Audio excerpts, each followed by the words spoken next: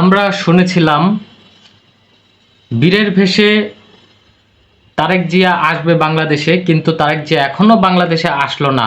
তাহলে কবে আসবে এবং কেনই বা আসছে না? আর বিএনপির ভিতরে কি গুঞ্জন বা কি পরিকল্পনা হচ্ছে?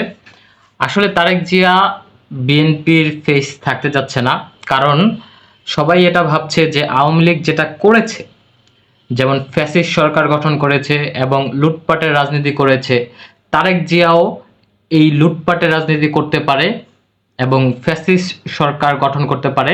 সেজন্য তারা চিন্তা ভাবনা করেছে তারেক জিয়া হচ্ছে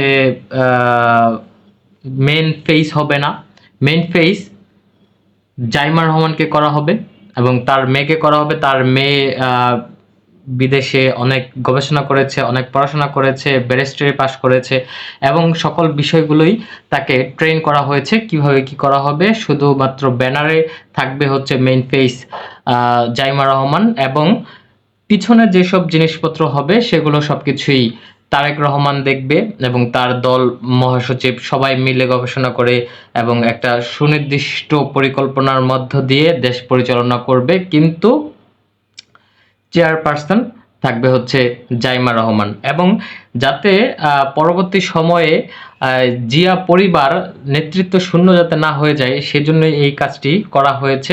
কারণ তারেক রহমান পরে কে বিএনপির হাল ধরবে বা বাংলাদেশের হাল ধরবে সেটি নিশ্চিত না। তাই তারা চাচ্ছে যে জিয়া পরিবার থেকে যাতে ক্ষমতা না চলে যায় সেজন্য জাইমা রহমানকে এখন থেকেই ট্রেনিং দেওয়া হচ্ছে, যাতে পরবর্তী সময়টাতে জাইমা রহমান এই হালটা খুব শক্তভাবে থাকতে পারে যখন তারেক রহমান থাকবে না। যেমন আমরা দেখেছি যে খালেদা জিয়ার আমলে তারেক রহমানকে খুব ভালোভাবে ট্রেন করা হয়েছে, সেজন্য তারেক রহমান এখন হচ্ছে সবকিছু বুঝেন।